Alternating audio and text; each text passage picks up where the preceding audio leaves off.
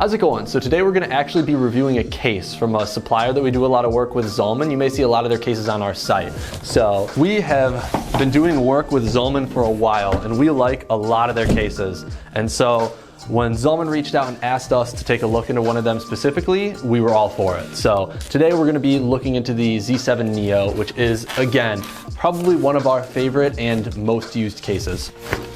Honestly, Zalman, when we talk with them, you can tell that they're like specifically looking for different things that they can always improve on, and they know the industry of cases and different peripherals and things like that really well.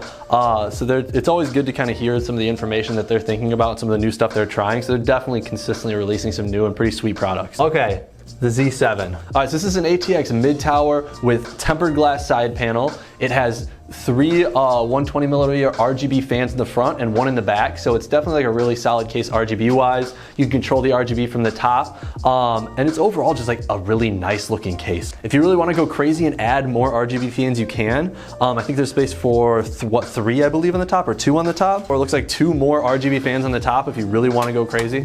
One other thing that's pretty nice about this case is the AIO support. So this thing will support in the front a 120 millimeter, 240, or even a 360 millimeter AIO, and that's honestly a little challenging to do in some cases. It's surprising how many cases we see that will only support up to a 240 millimeter water cooler. And so the nice thing about the Z7 is it'll support all the way up to a 360 millimeter, so you don't have anything to worry about. If you want to top mount the radiator as well, you could. It'll support up to a 280 millimeter, so not a 360, but you can go 120, 240, or 280 and mount it on the top if you want. That way you still have those three RGB fans in the front, and then you can use that empty space on the top to have the AIO so that you have more RGB there and in the back if you really are going crazy RGB wise. All right, sweet. So the next thing we're gonna do is I'm gonna take all the plastic off this. We're gonna build a PC in here and we're gonna see how it actually is once it's built. So let's dive in.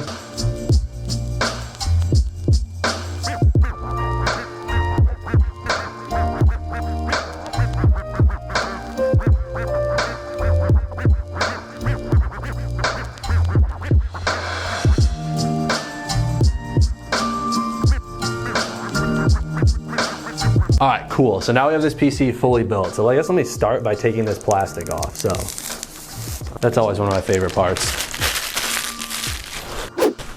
All right, take a look. All right, that thing looks sweet. Let me take the side panel off. And again, one of the things I really like about Zalman cases is that they have that shroud over the, let's see, where can I set this?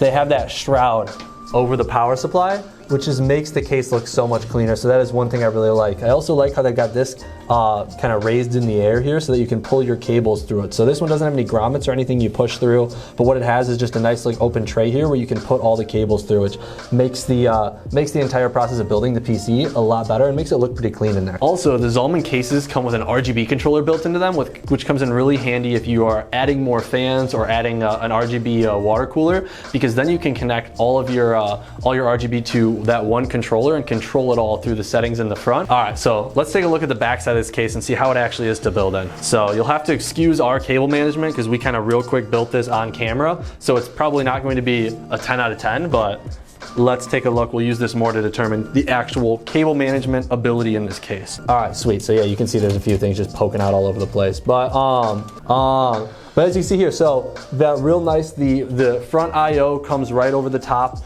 through here into the back, which is nice. You've got that nice strip right here to run all your cables down. You've got all these nice connections throughout the board where you can attach zip ties to. So that comes in really handy. You've got the two spots on the back for SSDs, the hard drive cage right there. So overall, I know that this is one case that the builders here like to build in the most. When they prefer to build in anyone, this is kind of the one that we always hear about. It's the easiest case to build in, so I can kind of see why. But when I first saw this case, I was a little bit less optimistic about the way the airflow is in the front, because I mean, it's just a solid glass in the front. Let's pull this off while we're at it. It's a solid glass in the front, and then you've got these little like fins around the side, but I mean, that's just hard plastic, so like, where does it get air from? There's no holes at the top. Looks like there's a hole at the bottom. But what I ended up noticing is all along the side, they have these open fins, which are it's just completely open, so it can suck in a ton of air, and it has it on both sides. So it can suck in really as much air as you're gonna need. I mean, that almost is better airflow than the majority of the cases that even have big holes in the bottom and the top. All right, so let's see, I mean, it looks good. Let's see how the temps actually perform. So we're gonna plug it in and run a stress test and see what the actual temps are. Let me throw these side panels back on first. All right, so just started the stress test. So under the GPU, because it's so powerful and it's a little bit smaller, 3060, that'll get a little bit warmer. But let's see how it overall is. I mean, right now I have a CPU stress test going as well. Kind of try to kick that up, and I mean, it's at like 47 degrees, which is really cool. That's really not very warm at all. Like, so actually, it's actually extremely cool. I wonder if I can even bump the stress test up more. But I mean, this is under the GPU under max load, the CPU under almost 60% load, which is probably similar to what you'll see on gaming. On gaming, things will fluctuate, so your GPU won't always be maxed.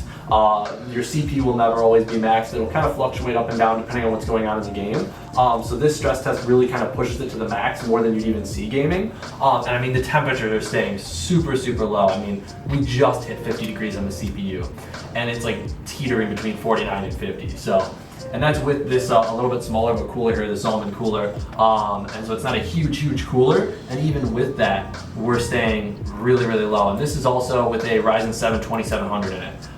So not the most efficient processor in the world, and it's staying low. I mean, it's climbing, but slowly. I mean, it's at 51. So I would be shocked if this thing, even under full load for long-term gaming, got into the 60s.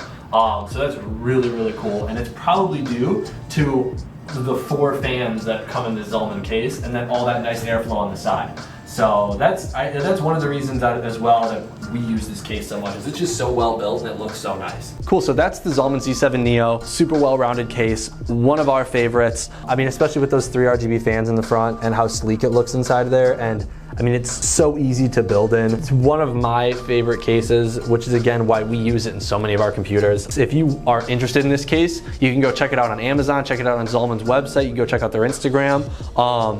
Overall, Zalman makes really, really good products, and in my opinion, this is one of their best, so definitely check it out.